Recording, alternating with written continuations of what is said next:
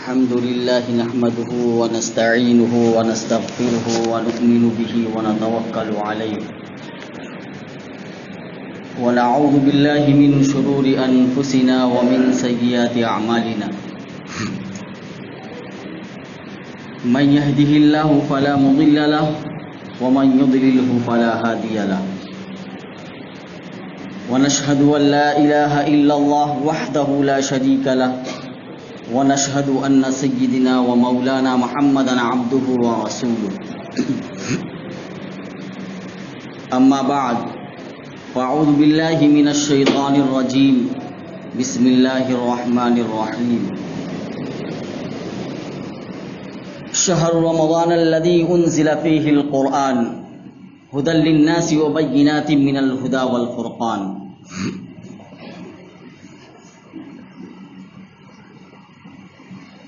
قال النبي صلى الله عليه وسلم شعبان شهري ورمضان شهر الله اللهم بارك لنا في رجب وشعبان وبلغنا رمضان او كما قال عليه الصلاة والسلام صدق الله المولانا العظيم وصدق رسوله النبي الكريم ونحن ذلك لمن الشاهدين والشاكرين والحمد لله رب العالمين. محترم بزرگوں اور عزیز ساتھیوں، شعبان المعظم کا مہینہ چل رہا ہے. کچھ ہی دنوں کے بعد رمضان المبارک شروع ہو جائے گا. روایات سے بات ثابت ہوتی ہے کہ اللہ کے رسول صلی اللہ علیہ وسلم شعبان کے مہینے میں صحابہ کرام کو جمع کر کے رمضان سے متعلق خطبہ دیا کرتے تھے. رمضان سے متعلق اس کا کیسے استقبال کریں صحابہ کرام کو بتایا کرتے تھے کہ رمضان کی تیاری کس طریقے سے کی جائے. روایات میں آتا ہے کہ اللہ کے رسول صلی اللہ علیہ وسلم صحابہ کرام سے فرماتے کہ تمہارے اوپر ایک بہت ہی بابرکت مہینہ آنے والا ہے، بہت ہی عظیم مہینہ آنے والا ہے، اور یہ مہینہ صبر کا ہے، یہ مہینہ غمخواری کا ہے، یہ مہینہ مواسات کا ہے. اللہ کے رسول صلی اللہ علیہ وسلم صحابہ کرام کو ترغیب دیا کرتے تھے. لہذا ہمیں بھی چاہیے، اور روایت میں یہ بات بھی ملتی ہے کہ اللہ کے رسول صلی اللہ علیہ وسلم رمضان المبارک کا مہینہ شروع ہونے سے پہلے ایک دعا فرمایا کرتے تھے. ہمیں بھی چاہیے کہ اس دعا کا اہتمام کریں. اللہم بارک لنا فی رجب و شعبان وبلغنا رمضان. اس کا ترجمہ یہ ہے کہ اے اللہ ہمارے لیے رجب اور شعبان کے مہینے میں برکت عطا فرما اور ہم کو رمضان تک پہنچا دے. لہذا اس دعا کا بھی اہتمام کرنا چاہیے. جب رجب کا چاند نظر آئے یا اگر کسی نے نہ پڑھا ہو تو اب اس دعا کو پڑھ لیں. اللہم بارک لنا فی رجب و شعبان وبلغنا رمضان. اللہ کے رسول صلی اللہ علیہ وسلم اس حدیث میں دعا فرما رہے ہیں کہ اے اللہ ہمارے لیے رجب اور شعبان کے مہینے میں برکت عطا فرما اور ہماری عمر کو اتنا دراز کر دے، یعنی ہمارے عمر میں اتنی برکت عطا فرما کہ ہم رمضان کے مہینے تک پہنچ جائیں اور رمضان کی رحمتوں سے اور اس کی برکات سے ہم مستفید ہو سکیں.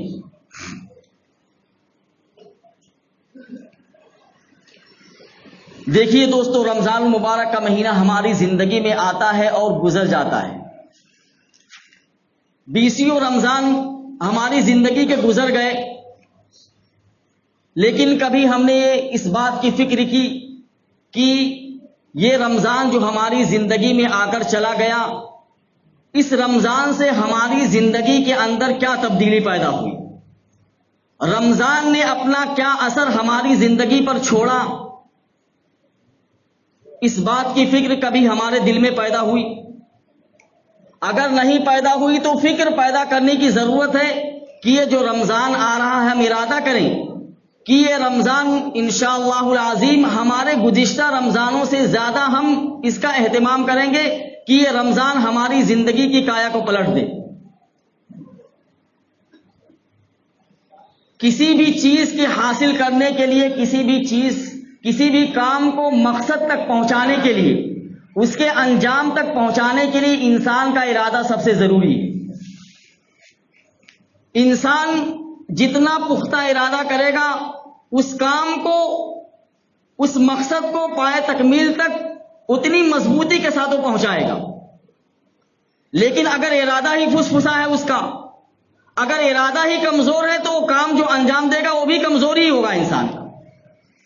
اس لیے سب سے پہلے ارادے کو مضبوط کرنے کی ضرورت ہے کہ ہم یہ ارادہ کریں کہ انشاءاللہ ہمارا یہ آنے والا رمضان گزشتہ رمضانوں سے زیادہ اہم ہوگا، اور انشاءاللہ یہ رمضان ہماری زندگیوں میں تبدیلی کا سبب بنے گا، اور انشاءاللہ یہ رمضان ہماری زندگی کے اندر اپنے اثرات کو چھوڑ کر جائے گا. تو اس سے پہلے میں آپ کو چند باتیں رمضان کی تیاری سے متعلق بتانا چاہتا ہوں کہ یہ رمضان ہماری زندگی کا سب سے اہم رمضان ہو. اس کے لیے ہمیں چند باتوں کی فکر کرنی پڑے گی.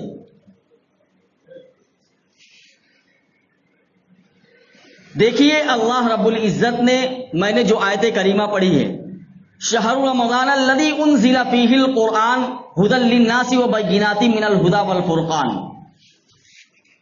قرآن کریم کو رمضان المبارک کے مہینے سے خاص مناسبت حاصل ہے. اس لیے اللہ رب العزت نے قرآن کریم کو آسمان دنیا پر رمضان المبارک کے مہینے میں ہی نازل فرمایا. قرآن تو ازل سے لوح محفوظ کے اندر تھا، لیکن وہاں سے اللہ رب العزت نے قرآن کریم کو آسمان دنیا پر رمضان المبارک کے مہینے میں ہی نازل فرمایا، اور پھر وہاں سے اللہ کے رسول صلی اللہ علیہ وسلم پر تھوڑا تھوڑا کر کے جبریل امین کے ذریعے سے اللہ کے رسول صلی اللہ علیہ وسلم پر قرآن نازل ہوا. یہی وجہ ہے کہ اللہ کے رسول صلی اللہ علیہ وسلم رمضان المبارک میں قرآن کریم کا دور جبریل علیہ الصلوۃ والسلام کے ساتھ کیا کرتے تھے. اتنی خاص مناسبت ہے رمضان کو قرآن سے.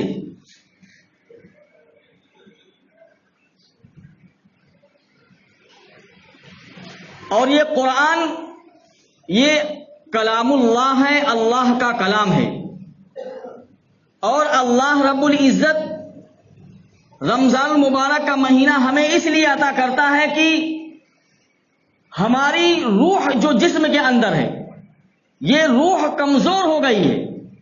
اس روح کو تقویت پہنچانے کے لیے، اس روح کو غذا دینے کے لیے اللہ رب العزت رمضان المبارک کا مہینہ اس نے ہمیں عطا کیا ہے، تاکہ ہم اس رمضان میں اپنے روح کو اور تعلق مع اللہ کو مضبوط کر لیں.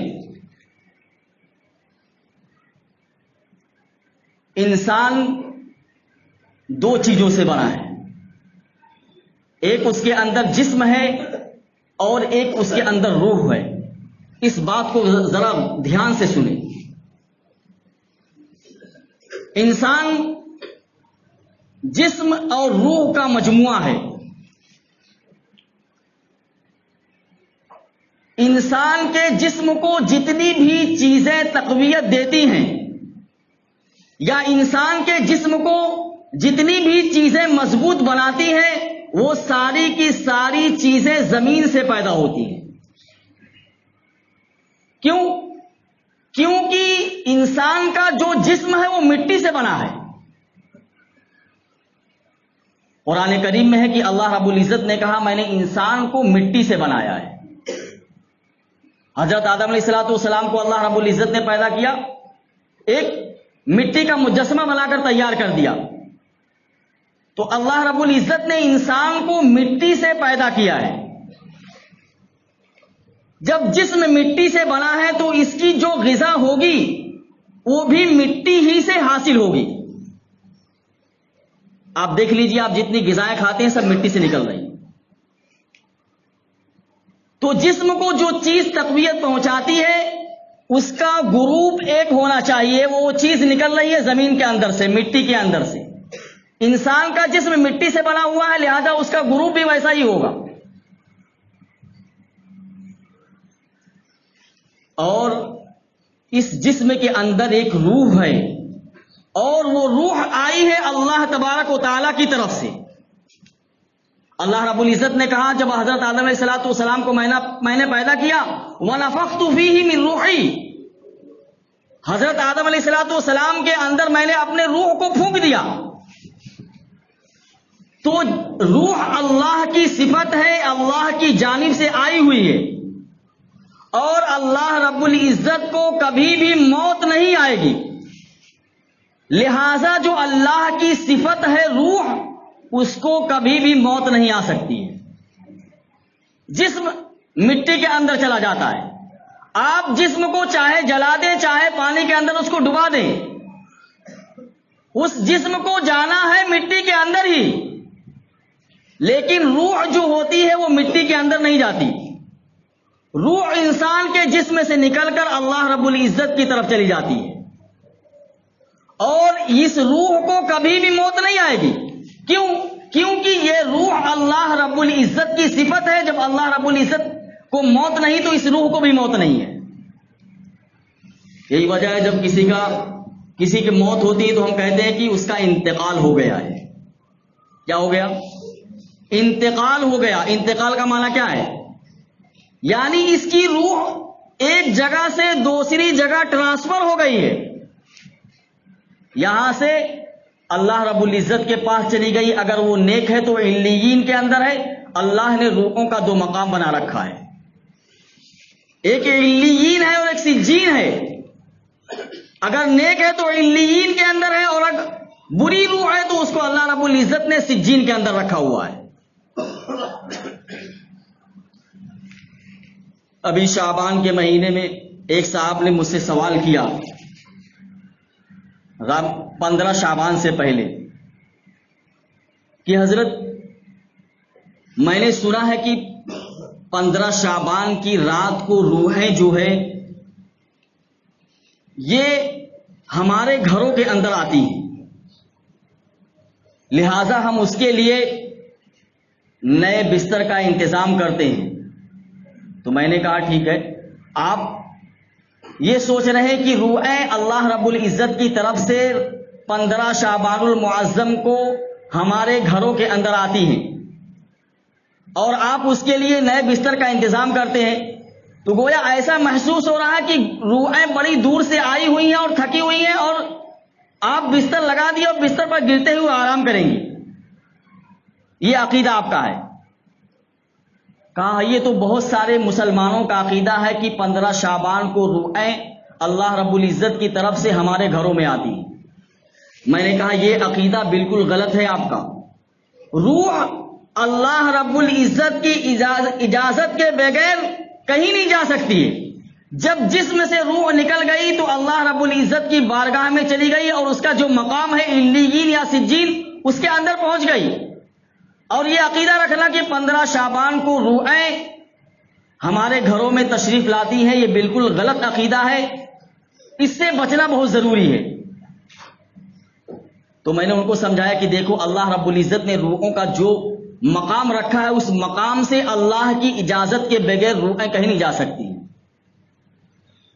تو میں عرض کر رہا تھا کہ روح یہ اللہ رب العزت کی صفت ہے، لہذا اس کو موت نہیں ہے. اور میں نے عرض کیا کہ جسم کو جتنی بھی چیزیں تقویت دیتی ہیں وہ ساری کی ساری زمین سے پیدا ہوتی ہیں، اور روح کو جو چیز تقویت دے گی وہ چیز اللہ کی طرف سے آئی ہوئی ہونا چاہیے. ویسے تو ہر چیز اللہ کی طرف سے ہے ظاہری اعتبار سے، لیکن حقیقتاً جو چیز اللہ سے نکلی ہوئی ہو، جو چیز اللہ کی طرف سے آئی ہو، وہی چیز اس روح کو غذا بھی دے گی. روح آئی اللہ کی طرف سے، قرآن کریم بھی اللہ کی طرف سے آیا ہوا ہے۔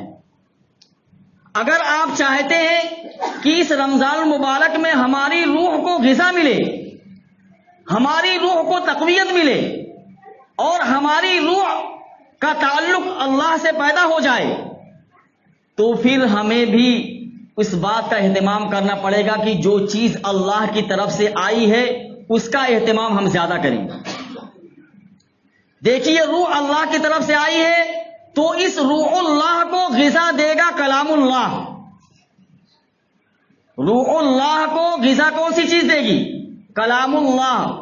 اس لیے ہم اس مہینے میں کلام پاک پڑھنے کا زیادہ اہتمام کریں۔ کیوں؟ کیونکہ جب تک ہم کلام اللہ کو نہیں پڑھیں گے اس وقت تک ہماری روحانی ترقی نہیں ہو سکتی۔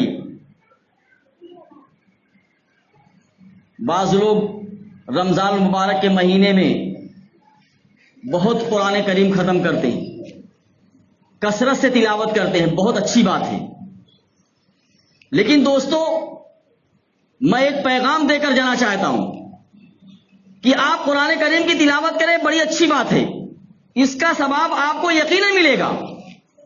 قرآن کریم کی تلاوت بغیر سمجھے پڑھنا بھی نفع سے خالی نہیں ہے، یقیناً اس کا ثواب آپ کو حاصل ہوگا، لیکن ذرا دل پر ہاتھ رکھ کر سوچئے کہ کیا قرآن کریم صرف تلاوت کے لیے آیا ہوا ہے؟ کیا قرآن کریم کا مقصد صرف یہ ہے کہ ہم صرف اس کی تلاوت کریں؟ نہیں دوستو، قرآن کریم کے نزول کا مقصد یہ ہے کہ اس پر عمل کیا جائے۔ ہم اس رمضان میں یہ طے کریں کہ اللہ رب العزت نے قرآن کریم میں ہم سے کیا کہا ہے اور ہم سے کیا مطالبہ کر رہا ہے اللہ رب العزت۔ اس رمضان میں اس قرآن کو سمجھ کر پڑھنے کی کوشش کریں۔ بہت ساری زبانوں میں ترجمے ہو چکے ہیں قرآن کریم، آپ اس کو ایک مرتبہ پورا قرآن کریم کا ترجمہ پڑھیے اور سمجھیے کہ اللہ رب العزت ہم سے کیا کہنا چاہ رہا ہے۔ اگر جو پڑھا لکھا نہیں ہے تو اس کے لیے معتبر علماء کی سی ڈیز اور آڈیو موجود ہیں، آپ اس کے ذریعے سے پورے رمضان میں اس کے ترجمے کو سنیں، اس کے تفسیر کو سنیں، تب جا کر کہیں رمضان المبارک ہمارے اندر اپنے اثر کو چھوڑے گا۔ دیکھیے، اگر کوئی پیغام آپ کے پاس آ جائے اور ایسی زبان میں آیا ہے جس کو آپ نہیں سمجھ سکتے،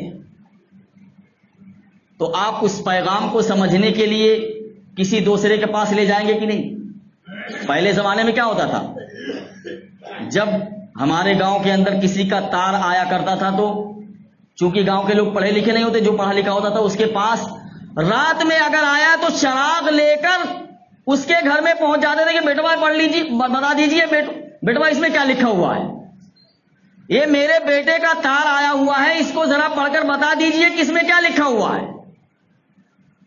تو اگر اندھیرے میں چراغ لے کر جانے کی ضرورت پڑتی تھی تو گاؤں کے لوگ دوسرے گھر میں اس کو سمجھنے کے لیے جاتے تھے۔ تو قرآن کریم بھی اللہ رب العزت کا ایک پیغام ہے، اور اللہ رب العزت نے اس میں کیا پیغام دیا ہے اگر ہم پڑھنا نہیں جانتے تو عالم سے اس کو سمجھنے کی کوشش کریں۔ جب تک دوستوں قرآن کریم کو سمجھ کر نہیں پڑھیں گے تب تک ہمیں پتہ ہی نہیں چلے گا کہ اللہ رب العزت نے ہم سے کیا کہا ہے۔ جب پتہ ہی نہیں ہے تو ہم عمل کیسے کریں گے اس پر؟ تو سب سے ضروری چیز یہ ہے کہ ہم قرآن کریم کی تلاوت کے ساتھ ساتھ اس بات کا اہتمام کریں کہ انشاءاللہ اس رمضان المبارک میں قرآن کریم کے ترجمے کو ہم پڑھیں گے اور سمجھیں گے کہ اللہ رب العزت نے ہم سے کیا کہا ہے اس میں۔ دوسری بات، اس رمضان المبارک کے آنے سے پہلے ہم یہ ارادہ کریں کہ 5 وقت کی نماز پابندی کے ساتھ ہم پڑھیں گے۔ میں نماز کو اس لیے ذکر کر رہا ہوں کہ نماز ایک ایسی عبادت ہے جس میں قرآن کریم کی تلاوت ہوتی ہے، باقی کوئی عبادت ایسی نہیں ہے جس میں قرآن کریم کی تلاوت ہوتی ہے۔ اس لیے نماز کا خاص اہتمام اس رمضان المبارک میں ہم کریں۔ اہتمام کیا ہے؟ اہتمام یہ ہے کہ جو شخص 5 وقت کی نماز پابندی سے پہلے سے پڑھ رہا ہے بہت سارے لوگ ہیں جو 5 وقت نماز پڑھنے کا اہتمام کرتے ہیں، تو اگر وہ 5 وقت کے پابند ہیں نماز پڑھنے کے، تو یہ اہتمام کریں ہم کم سے کم کہ اگر ہم تکبیر اولا کے ساتھ با جماعت نماز نہیں پڑھتے تھے تو اس رمضان میں ہم ارادہ کریں کہ انشاءاللہ تکبیر اولا ہماری ایک بھی فوت نہیں ہوگی رمضان المبارک میں۔ ہمارے اکابر میں سے بہت سارے ایسے گزرے ہیں کہ جن کا معمول رمضان المبارک میں یہ تھا کہ وہ جب اذان ہوتی تھی تو اذان وضو کی حالت میں سنا کرتے تھے وہ۔ تو ہم کم سے کم اہتمام کر لیں کہ جب بھی اذان ہو تو ہم باوضو ہوں، یا اتنا تو کر سکتے ہیں کہ کم سے کم تکبیر اولا کے ساتھ 5 وقت کی نماز ہم پابندی کے ساتھ پڑھیں گے۔ اس کا فائدہ کیا ہوگا جانتے ہیں؟ اس کا فائدہ یہ ہوگا کہ جب آپ رمضان المبارک میں اس کی پابندی کریں گے تو رمضان المبارک کے بعد اللہ رب العزت آپ کو اس بات کی توفیق دے گا کہ آپ دیگر نمازوں کو بھی اس اہتمام کے ساتھ ادا کریں، اور اہتمام کے ساتھ ادا کرنے کے ساتھ ساتھ اللہ رب العزت سے اس بات کی دعا کریں کہ اللہ جس طریقے سے میں نے رمضان المبارک میں تکبیر اولا کے ساتھ جماعت کی پابندی کی ہے، اللہ غیر رمضان میں بھی مجھ سے یہ پابندی نہ چھوٹنے پائے۔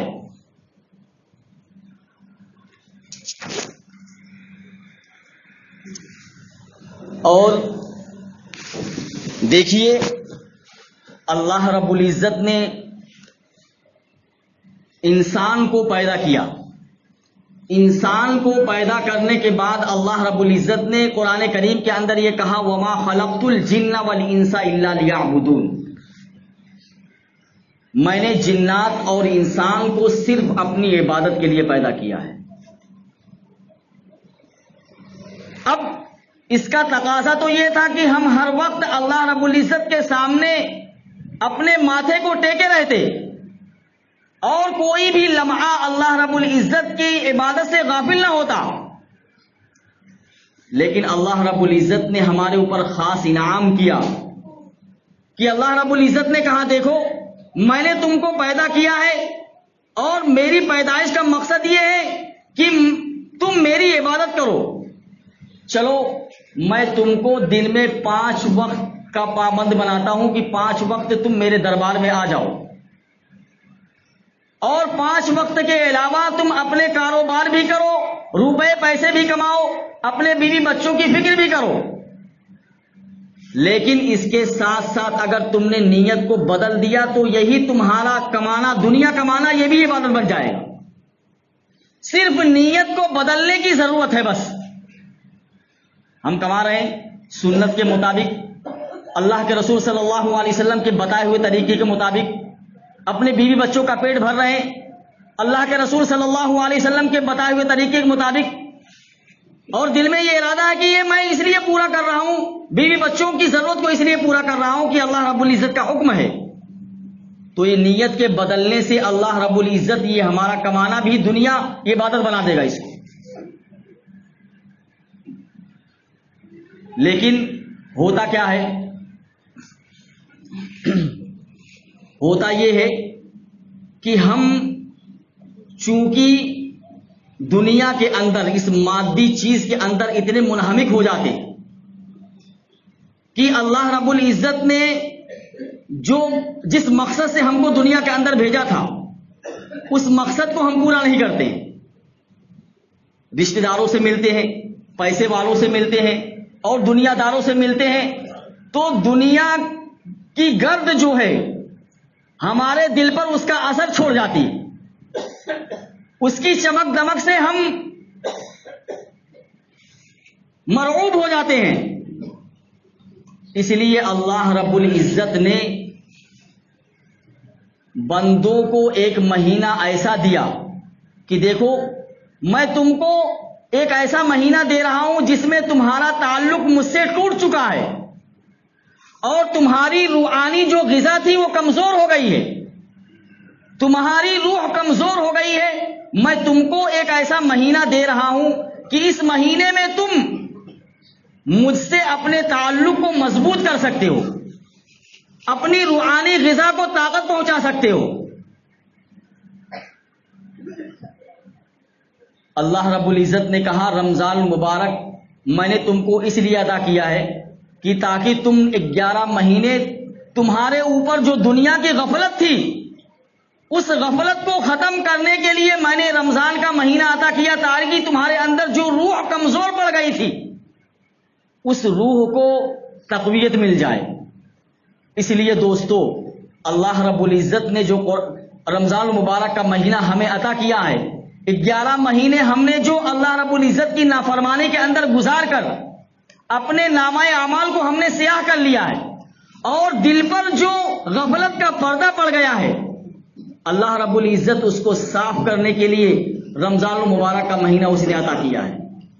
اس لیے ہم اس رمضان المبارک میں روزے رکھنے کا خاص اہتمام کریں، اور ہمارے نوجوان خاص طور سے سن لیں کہ روزہ کسی بھی حال میں معاف نہیں ہے۔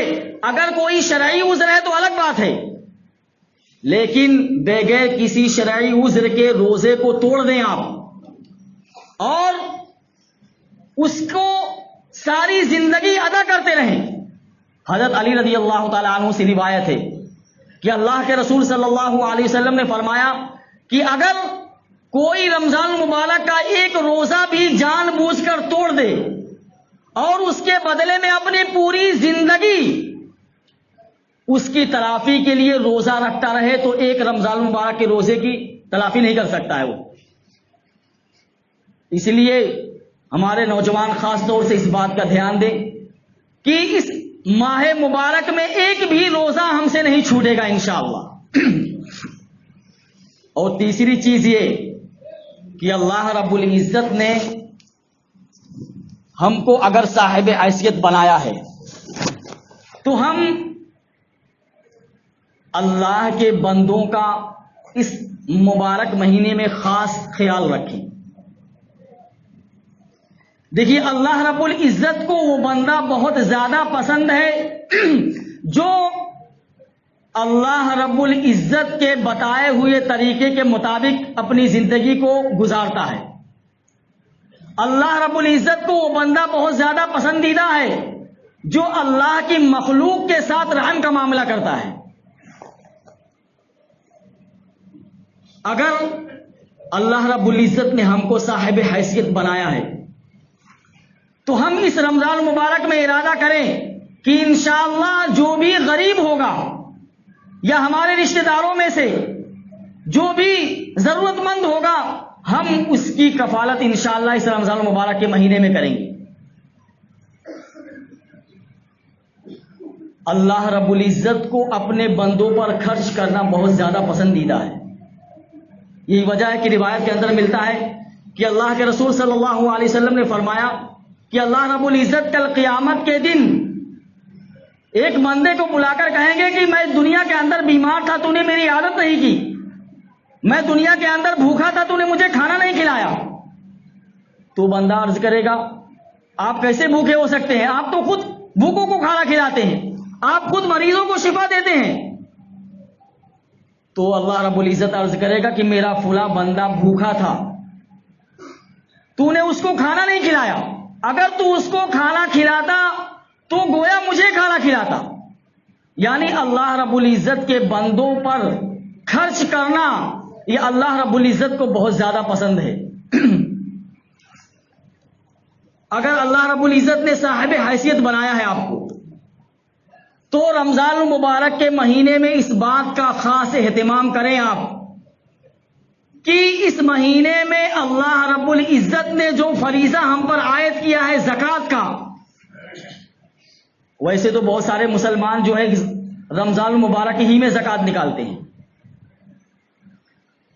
کیوں؟ اس کی وجہ انہوں نے بیان کی کہ رمضان المبارک میں چونکہ فرض نمازوں کا درجہ جو ہے بڑھا دیا جاتا ہے، اس لیے زکوٰۃ بھی ایک فریضہ ہے، اگر ہم اس میں رمضان المبارک میں اس کو ادا کریں گے تو اللہ رب العزت اس فریضے کو بھی بڑھا دے گا، اس کے ثواب کو۔ اس لیے مسلمان خاص طور سے رمضان المبارک میں زکوٰۃ نکالنے کا اہتمام کرتے ہیں۔ لیکن دوستو زکوٰۃ نکالنے سے پہلے ایک بات آپ میری سن لیجئے بہت سارے مسلمان ایسے ہیں جن کو اللہ رب العزت نے صاحب حیثیت بنایا ہے، لیکن وہ زکوٰۃ جو ہے حساب سے نہیں نکالتے ہیں، بس ایسے ہی اٹکل سے نکال دیتے ہیں. 20,000 زکوٰۃ نکل رہی ہوگی، اتنا مال ہے میرا، 20,000 نکال دو.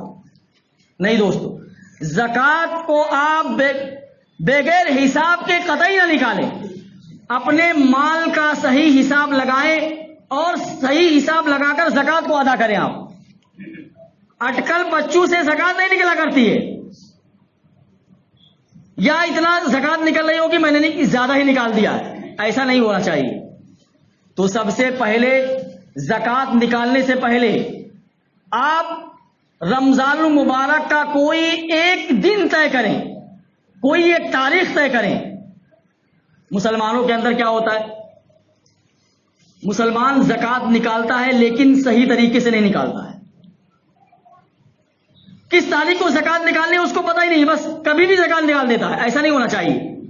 آپ اگر صاحب نصاب ہیں، صاحب حیثیت ہیں، تو اپنی زندگی میں یہ لازم کر لیجئے کہ میں ہر سال عربی مہینے کی فلاں تاریخ کو زکوٰۃ نکالوں گا. یہ آپ اپنی پوری زندگی میں طے کر لیجئے. اگر نہیں طے کیا ہو تو اس رمضان میں طے کر لیجئے. اگر آپ اب تک اپنی زکوٰۃ کو ایسے ہی نکالتے رہے، کبھی بھی کسی تاریخ کو نکال دیتے ہیں آپ، تو اس سے بچیے آپ. اور یہ طے کر لیجئے کہ اس سال رمضان مبارک میں 10 رمضان کو، جب تک میری زندگی رہے گی میں ہمیشہ 10 رمضان کو ہی زکوٰۃ نکالوں گا. اب جیسے ہی 10 رمضان آیا، آپ اپنا کاغذ قلم لے کر بیٹھ جائیے اور دیکھ لیجئے کہ آپ کے پاس کتنا مال ہے. اس مال کا حساب لگا کر کاپی پر نوٹ کر لیجئے. اس کا فائدہ کیا ہوگا جانتے ہیں آپ؟ اگر 10 رمضان کو آپ ہمیشہ زکوٰۃ نکالتے ہیں اور 12-13 رمضان کو آپ کے پاس 2 لاکھ روپیہ کہیں سے اور آ گیا، تو پھر وہ 2 لاکھ روپیہ جو آیا نا، اس کی زکوٰۃ پھر آئندہ سال جو 10 رمضان آئے گا اس میں ملا کر ادا کی جائے گی. اس کا فائدہ یہ ہوگا. اور اس کا فائدہ یہ بھی ہوگا کہ آپ کے پاس مال تھا اور آپ ہر سال 10 رمضان کو زکوٰۃ نکالا کرتے تھے، لیکن ایسا ہوا کہ 9 رمضان ہی کو آپ کا سارا مال کہیں خرچ ہو گیا. اب 10 رمضان کو جب آپ بیٹھے تو دیکھیں 8 رمضان کو تو میرے پاس 50,000 روپے تھے اور 10 رمضان کو تو میرے پاس 2,000 بھی روپے نہیں ہیں، سب خرچے ہو گئے. تو آپ کے اوپر کوئی زکوٰۃ نہیں ہوگی. اس لیے زکوٰۃ عربی مہینے کا کوئی تاریخ آپ متعین کریں کہ اس مہینے، کوئی ضرور نہیں کہ رمضان میں آپ نکالیں. چونکہ مسلمان اکثر رمضان میں زکوٰۃ نکالتے ہیں، اس لیے میں عرض کر رہا ہوں کہ رمضان المبارک کا رمضان المبارک کی کوئی ایک تاریخ فکس کریں. 5 تاریخ، 6 تاریخ، یعنی 30، 29 یا 30 تک جو بھی آپ طے کر لیں اس پر اٹل رہے کہ میں جب تک میری زندگی کی سانس بحال رہے گی میں اسی تاریخ کو ہر سال زکوٰۃ نکالا کروں گا. کوئی ضروری نہیں ہے کہ آپ فوراً ہی زکوٰۃ ادا کر دیں، بس آپ کاؤنٹنگ کر لیں، اس کا حساب لگا لیں کہ اتنی زکوٰۃ نکل رہی ہے اور میں اتنی زکوٰۃ اس سال میرے اوپر واجب ہو گئی ہے، میں اس کو سال میں کبھی بھی دے سکتا ہوں. آپ پوری کی پوری زکوٰۃ دے دیں. رمضان میں ہی صرف مستحق نہیں ہوتے، رمضان کے بعد بھی مستحق ہوتے ہیں. آپ رمضان کے بعد بھی مستحق تک پہنچایا کریں. اس لیے ایک بات کا اہتمام تو یہ کریں کہ زکوٰۃ کو اٹکل پچو سے نہیں نکالیں گے. آپ زکوٰۃ کا بالکل صحیح حساب لگا کر اور تاریخ کے ساتھ آپ زکوٰۃ کو نکالیں گے. اور ایک بات یہ کہ اس رمضان المبارک کے مہینے میں ذکر کا اور دعاؤں کا خاص اہتمام کریں. آپ جو بھی ذکر آپ کو آتا ہو، حدیث شریف میں ہے کہ لا الہ الا اللہ کی کثرت کریں، آپ تیسرے کلمے کی کثرت کریں. آپ چلتے پھرتے اٹھتے بیٹھتے تیسرے کلمے کو آپ ورد زبان رکھیں. آپ کسی کام میں مشغول ہیں، لا الہ الا اللہ پڑھتے رہیں.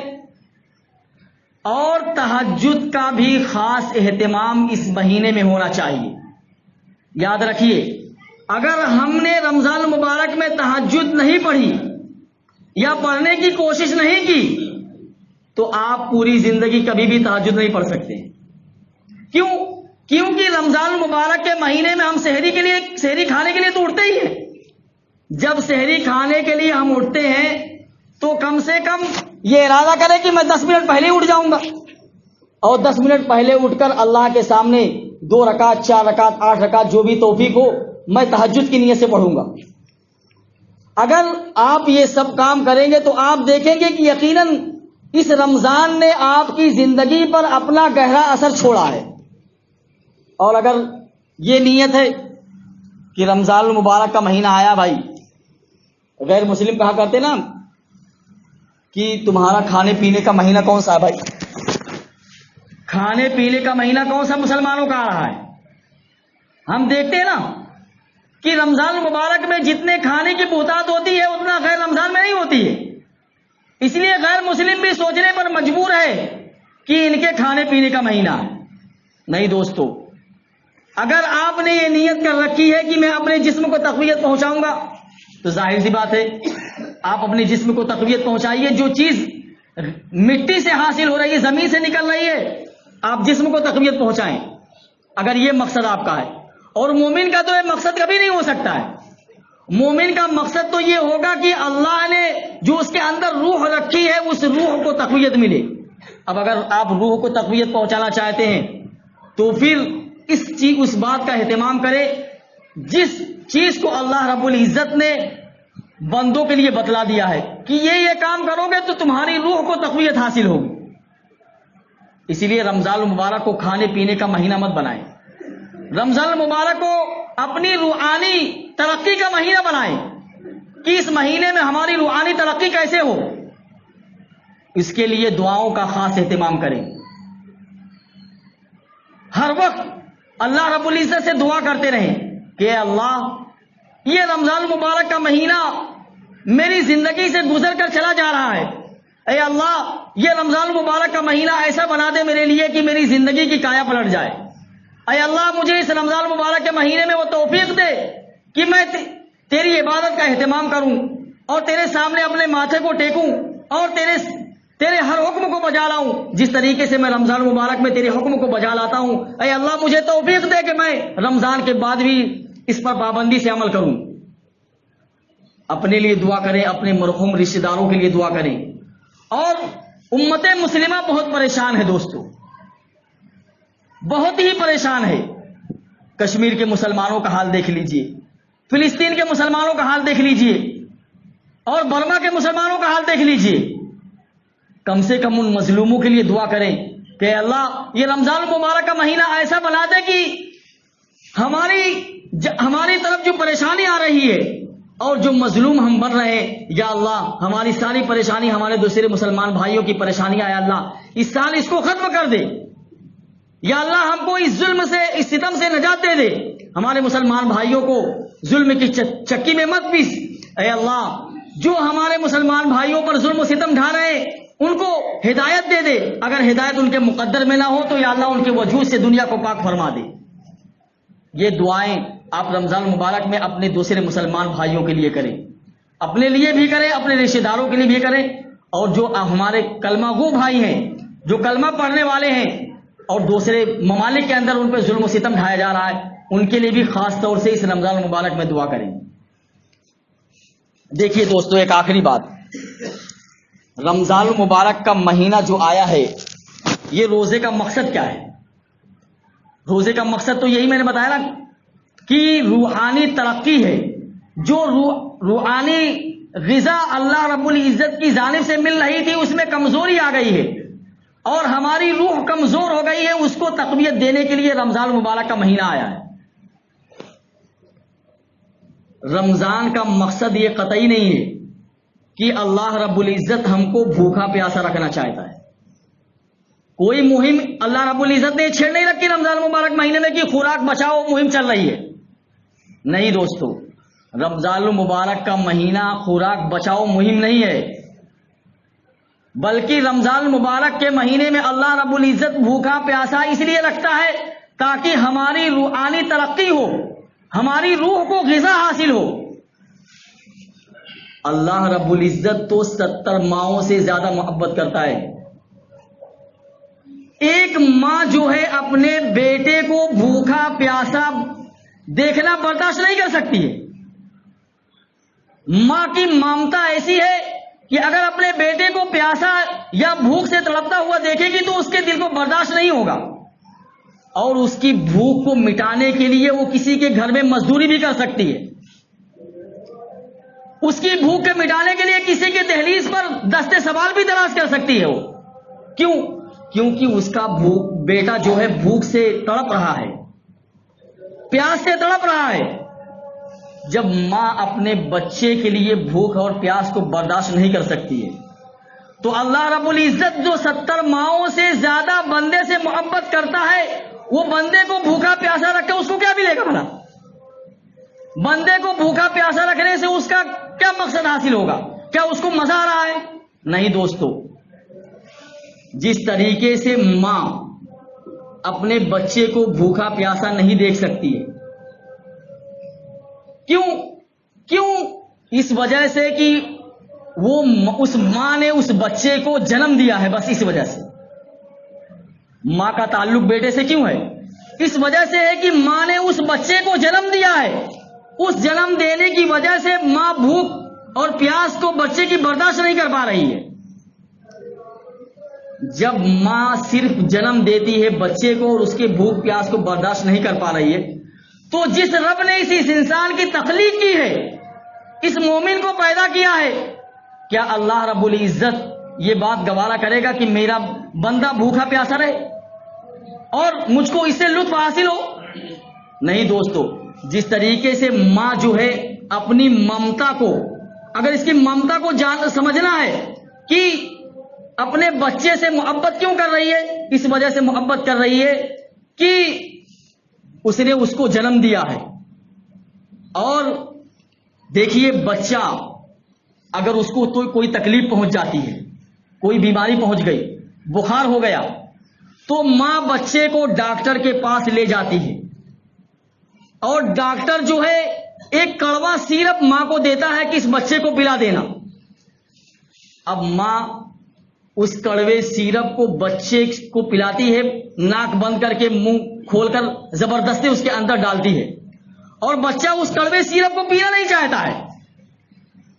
بچہ اس کڑوے سیرپ کو پینا نہیں چاہتا ہے، لیکن ماں زبردستی اس کے منہ میں وہ کڑوا سیرپ ڈال دیتی ہے.